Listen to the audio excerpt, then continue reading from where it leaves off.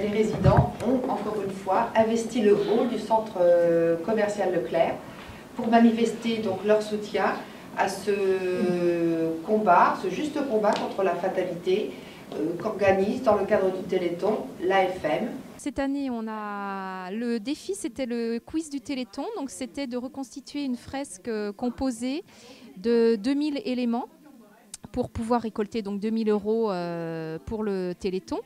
Donc les résidents ont préparé des petits cartons donc, qui constituaient cette fresque en les décorant tout simplement. Il y avait une question derrière pour que les gens puissent un petit peu se prendre au jeu. Moyennant 1 €, les gens venaient chercher un élément de la fresque, voire plus en fonction des dons, et le poser sur la fresque. Et d'ici du lundi au samedi, le but était de reconstituer l'intégralité de cette fresque. On a fait 300 € de plus que l'année dernière.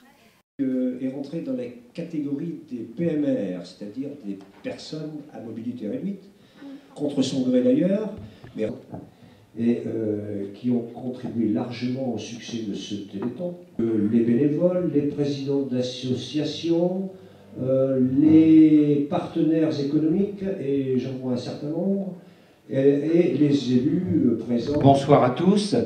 Moi, je voulais vous dire quelques mots. Je voulais d'abord vous remercier chaleureusement. Remercier d'abord les organisateurs, les bénévoles, vous qui vous investissez depuis plusieurs années, je sais, pour le Téléthon.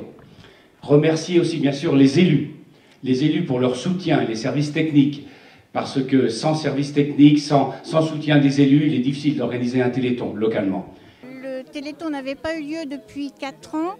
On nous a demandé, c'est Nadège Gris, développeur culturel du Conseil Général, qui nous a demandé si on voulait reprendre cet événement sur la ville des Sables-d'Olonne. On a dit oui tout de suite et nous sommes enchantés du résultat. 5 075 € pour une première année.